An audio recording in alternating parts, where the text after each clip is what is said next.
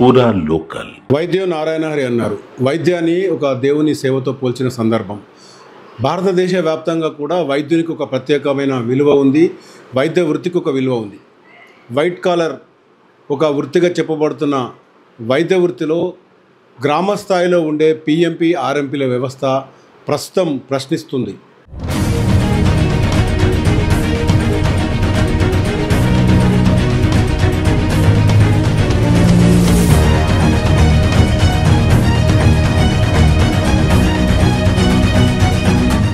ఒక వైద్య వ్యవస్థనే ప్రశ్నిస్తున్న తరుణం ఏర్పడింది. చాలామంది కూడా ఆర్ఎంపీలు పిఎంపీల రూపంలో గ్రామాల్లో ప్రథమ చికిత్స అనే ఒక ముసుగులో ఇప్పటికే చాలా ప్రజలతోని చెలగాటమాడుతున్న సందర్భాలు బయటపడ్డాయి. అయితే వీరంతా కూడా ఆర్ఎంపీలు పిఎంపీలు డాక్టర్లకి కేవలం ప్రాథమిక చికిత్స చేసి అక్కడి నుంచి పేషెంట్లను వీళ్ళకు అనుసంధానం చేయాల్సిన ఒక వ్యవస్థ అది ప్రస్తుతం తెలంగాణ వ్యాప్తంగా ఒక ముసుగు దాల్చి అక్రమ సంపాదనకు అక్రమార్జనకు అలవాటు పడి ప్రజల జీవితాలతో చెలగాటమడుతూ అర్హతకు మించి వైద్యం చేస్తూ వారికి ఉన్న ఏదైతే క్వాలిఫికేషన్తో దానికి మించి సబ్జెక్టు తెలియకుండా కూడా రకరకాల వైద్యాలన్నీ వాళ్ళే చేస్తున్నారు. చివరికి సర్జరీలు కూడా చేసే ఒక దుస్సాహసం చేస్తున్న పరిస్థితి. ఈ నేపథ్యంలో కరీంనగర్ జిల్లా వ్యాప్తంగా కూడా ఈ గ్రామీణ స్థాయిలో గ్రామాల్లో చేస్తున్న వైద్యాలపైన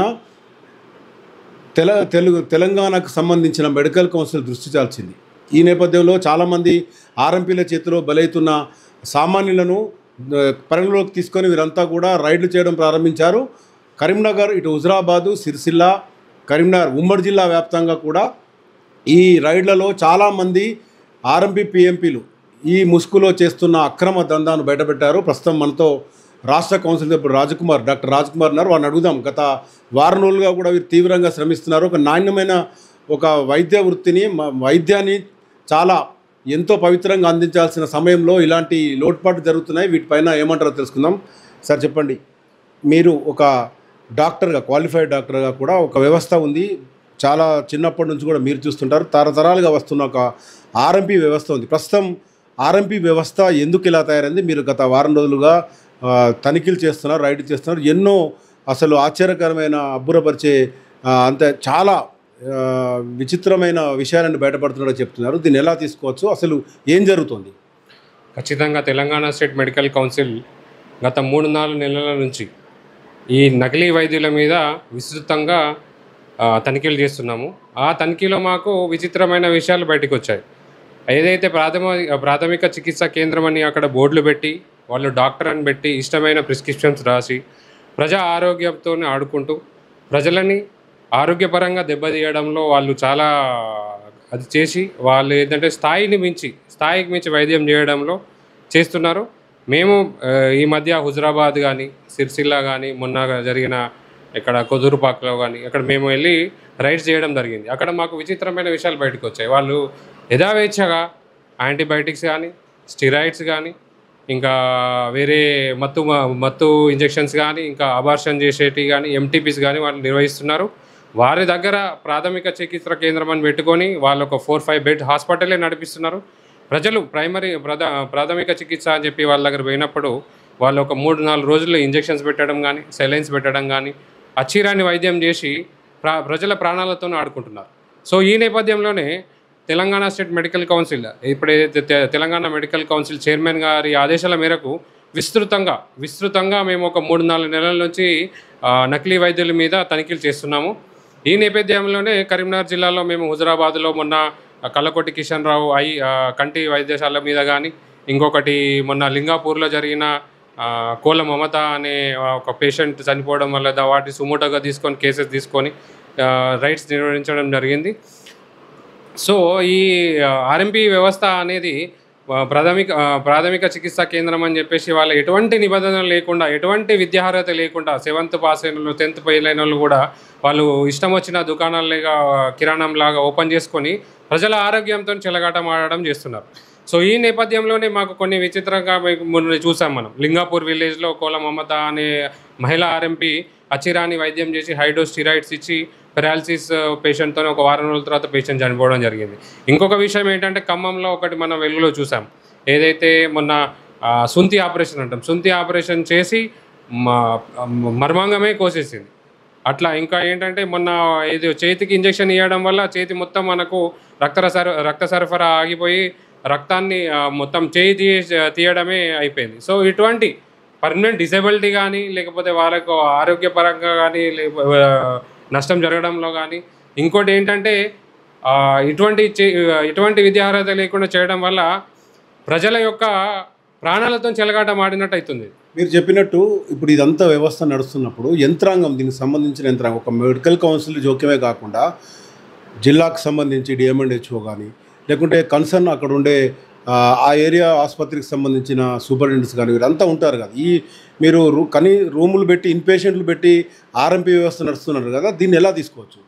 ఖచ్చితంగా ఇంతకుముందు తెలంగాణ స్టేట్ మెడికల్ కౌన్సిల్ ఈ రూల్స్ ఉన్నాయి. ఏదైతే మేము చేస్తున్నామో ఇది నేషనల్ మెడికల్ కౌన్సిల్ ఆదేశాల మేరకు, నేషనల్ మెడికల్ కమిషన్ ఆదేశాల మేరకు మేము వర్క్ చేయడం జరుగుతుంది. ఏదైతే కొత్తగా Telangana state medical body form అయిందో ఆ కౌన్సిల్లో మేము కొంచెం అగ్రెసివ్గా ఉండి 3-4 నెలల నుంచి ఒక 6 నెలల నుంచి తీవ్రంగా ఈ నకిలీ వైద్యుల్ని అరికట్టే ప్రయత్నంలో ఇప్పటివరకు మేము ఒక 100 కేసెస్ ఎఫ్ఐఆర్ చేశాము. కొందరిని చెంచల్గూడ జైలు కూడా పంపించడం జరిగింది, ఇంకొందరిని పోలీసులు రిమైండ్ చేయడం జరిగింది, ఇంకొంచెం ప్రాసెస్లో ఎఫ్ఐఆర్ కూడా చేస్తున్నాము. సో ఈ యంత్రాంగం మేము కూడా ఈ డిఎంఎండ్హెచ్ఓస్తో కానీ వాళ్ళతో కూడా కలిసి పనిచేస్తున్నాం. మాది ఏంటంటే మేము ఎన్ఎంసీ చట్టం ప్రకారం మేము పోతా ఉంటే వీళ్ళు స్టేట్ మెడికల్ కౌన్సిల్ మేము స్టేట్ అథారిటీస్కి కూడా మేము కొన్ని చెప్పుకుంటూ సో మేము అందరం కలిసి ఈ నకిలీ వైద్యుల్ని అరికట్టడంలో మేము ప్రయత్నిస్తున్నాము. దీన్ని బేస్ చేసుకొని మనం ముందుకెళ్తున్నాం. గతంలో డాక్టర్ వైఎస్ రాజశేఖర రెడ్డి ముఖ్యమంత్రిగా ఉన్నప్పుడు ఈ ఆర్ఎంపీ వ్యవస్థ సంబంధించి ఒక స్పెషలైజేషన్ కోర్స్ ఉంటుంది. ప్రభుత్వం వీరికి ఒక ట్రైనింగ్ ఇచ్చి గ్రామాల్లో ప్రముఖంగా వైద్యం ప్రాథమిక చికిత్స అందేందుకు ఎంకరేజ్ చేస్తామని చెప్పారు. దానికి ఏమైనా సర్టిఫికేట్ కోర్స్ కానీ వీళ్ళకు స్పెషల్ ట్రైనింగ్ కానీ ఇప్పుడు ఇస్తున్నారా, లేకుంటే ముబ్బడిగా ఎవరు సంబంధించిన వారు ఒక రిజిస్ట్రేషన్ పెట్టుకొని వైద్యం పేరుతోనే గ్రామాల్లో ప్రజలతో చెలగాటపడుతున్న పరిస్థితి అనుకోవచ్చు? ఏదైతే మీరు అడిగినట్టు 2009లో ఈ ఆర్ఎంపీ వ్యవస్థ ఏదైతే మనం పారామెడికల్ కోర్స్ అని చెప్పేసి వైఎస్ రాజశేఖర రెడ్డి గారు తీసుకురావడం జరిగింది. అది అప్పుడు మేము చెప్పినప్పుడు ఏంటంటే లెక్కల ప్రకారం 9,000 మంది ఉండడం జరిగింది. కానీ ఇప్పుడు ప్రస్తుతం వాళ్ళ నంబర్ అనేది యథాచ్ఛగా పెరిగిపోయింది. ఇష్టం వచ్చినట్టు వాళ్ళు పర్మిషన్ పెట్టడము, రిజిస్ట్రేషన్స్ అని ఒక కోర్స్ అని లెక్క చేయడము, వాళ్ళ సంఖ్య ఇప్పుడు 70,000 వరకు చేరిపోయింది. మనం ఇప్పుడు అంచనా ఏంటంటే 70,000 నుంచి 80,000 వరకు క్వాక్స్ ఎవరైతే నకిలీ వైద్యులు ఇక్కడ మనము తెలంగాణ రాష్ట్రం మొత్తం ఉన్నారని గ్రహిస్తున్నాము. సో వీళ్ళకి మేము ఇంతకుముందు కూడా ప్రభుత్వానికి కూడా ఆర్టీఏ వేయడం జరిగింది. 2021లో 2022లో కూడా మేము హెచ్ఆర్డీఏ తరఫున కూడా మేము ఆర్టీఏ వేయడం జరిగింది. అప్పుడు మాకు వచ్చిన స్పందన ఏంటంటే గవర్నమెంట్ ఇటువంటి జీవోస్ కానీ అటువంటి కానీ ఏం ఇంప్లిమెంట్ చేయలేదు, అవి రిలీజ్ చేయలేదు అనే మాకు ఇన్ఫర్మేషన్ ఉంది. ఎటువంటి కోర్సెస్ కానీ ఇటువంటి వర్క్ ప్రాక్టీస్ చేయమని చెప్పింది అయితే లేదు, దాఖలు లేదు. జనరల్గా ఒక టాక్ కూడా ఉంది, ఇప్పుడు క్వాలిఫైడ్ డాక్టర్సు, కార్పొరేట్ హాస్పిటల్స్ ఇవన్నీ కూడా ఆర్ఎంపీల ప్రోద్బలంతోనే పేషెంట్లు అక్కడ రావడం జరుగుతుంది, వాళ్ళకి కమిషన్ దొరుకుతుంది. ఈ నేపథ్యంలోనే ఈ ఆర్ఎంపీ వ్యవస్థ అంతా కూడా పెరిగిపోయింది. సమాజంలో ఒక మీ మీద ఒక ఆరోపణ కూడా ఉంది. దీన్ని ఎలా తీసుకుంటారు? రానున్న రోజుల్లో ఇలాంటి ఆరోపణలు ఎలా కంట్రోల్ చేస్తారు? ఖచ్చితంగా ఎటువంటి ఏమైనా ప్రూవ్ అయినాయి వేరే వరాలు ఎవరైనా ఎంకరేజ్ చేస్తున్నారంటే మాత్రం తెలంగాణ స్టేట్ మెడికల్ కౌన్సిల్ ఖచ్చితంగా వారిపై కూడా చర్యలు తీసుకుంటుంది. మేము కూడా చెప్తున్నాం, క్వాలిఫైడ్ డాక్టర్స్ కానీ లేకపోతే ఇంకెవరు కానీ ఇటువంటి సిస్టమ్ని మాత్రం ఎంకరేజ్ చేయొద్దు. ఎందుకంటే వీళ్ళు ప్రజల ఆరోగ్యంతో వాళ్ళు చెలగాటం ఆడుతున్నారు. మీరు అన్నట్టు కమిషన్స్ కానీ అట్లాంటివి కానీ కూడా మొన్న ఒకటి మంచిర్యాలలో కూడా చూసాము. మంచిర్యాలలో ఆర్థోపెడిక్ అసోసియేషన్ కూడా ఏ ఆర్ఎంపీకి కానీ ఏ డాక్టర్ కానీ రిఫరల్ తీయద్దు అనే సిస్టమ్తో వాటి బోర్డు పెట్టేసుకొని కూడా వాళ్ళు ప్రాక్టీస్ చేస్తున్నారు. చాలా హర్షణీయం. ఇటువంటి వ్యవస్థని ఇంకా ఎంకరేజ్ చేసి ఆర్ఎంపీ వ్యవస్థ అంటే ఈ నకిలీ వ్యవస్థని కానీ ఎంకరేజ్ చేయకుండా రిఫరల్ సిస్టమ్ అనేది మాకు ఎవరైనా పట్టుబడితే మాత్రం మేము హాస్పిటల్స్ మీద కూడా తీవ్రమైన చర్యలు తీసుకుంటాం. జనరల్గా ఆర్ఎంపీ వ్యవస్థ మీద ఒక కన్ఫ్యూజ్ కూడా ఉంటుంది. వీరు ఏ స్థాయి వరకు చికిత్స చేయొచ్చు?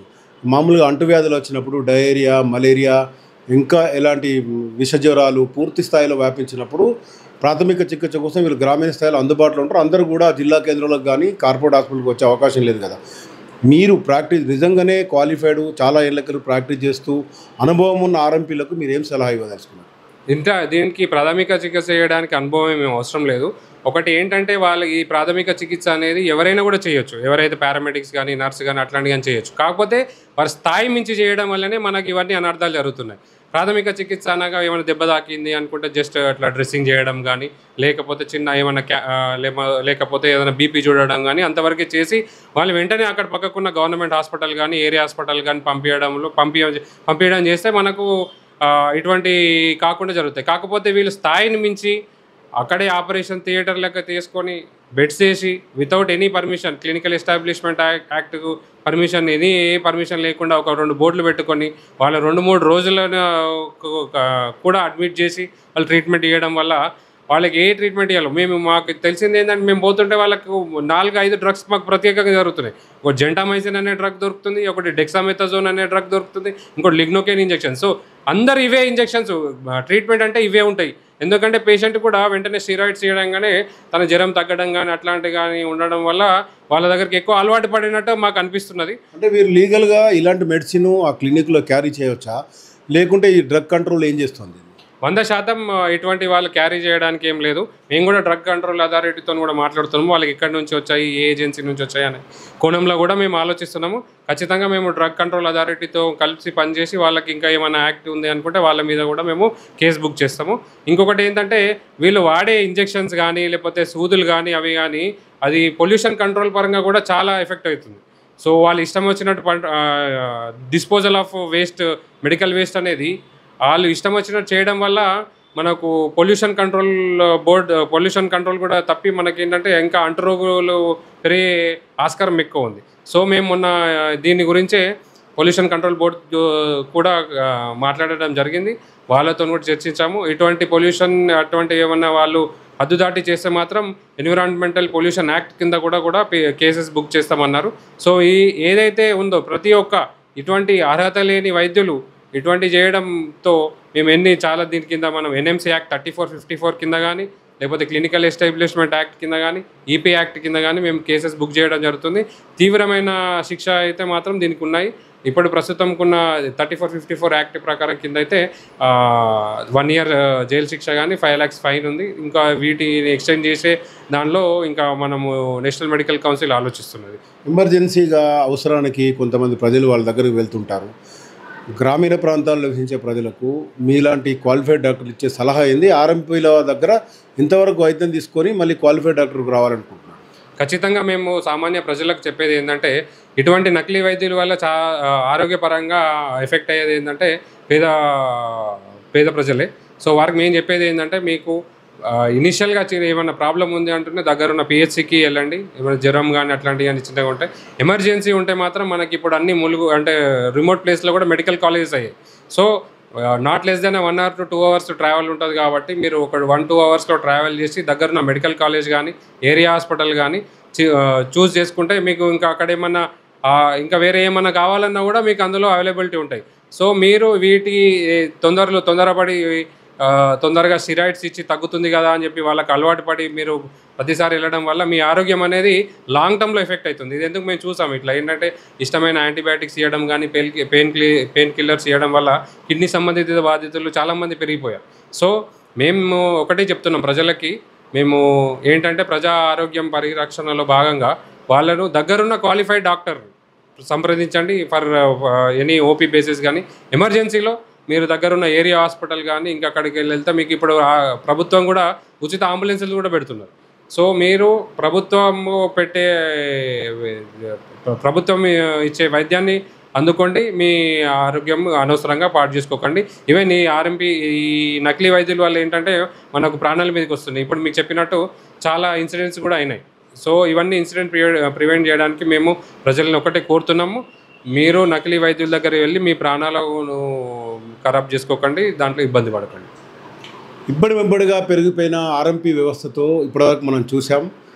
ప్రధానంగా ప్రజలకు అవగాహన లేకుండా వైద్యం చేస్తున్న ఆ కన్సర్న్ ఆర్ఎంపీ పిఎంపీలకు మొత్తానికి ఆ వైద్యం అనేది మాత్రం ఒక సామాన్యుని పాలట శాపంగా మారిందని చెప్పచ్చు. గత కొద్ది రోజులుగా జరుగుతున్న ఏదైతే ఈ రైడ్స్ వల్ల చాలా కొత్త విషయాలు వెలుగులోకి చూస్తున్నాయి. దీనిపైన ఇప్పటికే వీరితో పాటు తెలంగాణ మెడికల్ కౌన్సిల్ సభ్యులు చేస్తున్న పోరాటంలోనూ జిల్లా యంత్రాంగము అలాగే సంబంధిత అధికారులంతా కూడా స్పందించి ఇలాంటి వ్యవస్థను పూర్తిగా నిలిపేయాలని మనము కోరుకుందాం. దీంతోపాటు ప్రజలు కూడా వైద్యం కోసం వెళ్ళే ముందు మన అవసరానికి కాకుండా అక్కడున్న డాక్టర్ నిజంగా సరైన వైద్యం చేస్తాడా లేదా, ఒకవేళ అక్కడ లేకుంటే సంబంధిత హాస్పిటల్కి వెళ్ళేందుకు సాహసం చూపాలే తప్ప మన అవసరం కోసం క్వాలిఫైడ్ కానీ అర్హత లేని వైద్యము చేతగాని డాక్టర్ దగ్గరికి వెళ్ళి ప్రాణాల మీదకి తెచ్చుకోవద్దని చెప్తున్న పరిస్థితి. కెమెరా పర్సన్ మైదర్తో మధుకర్ రెడ్డి, చూస్తూనే ఉండండి పురా లోకల్ న్యూస్.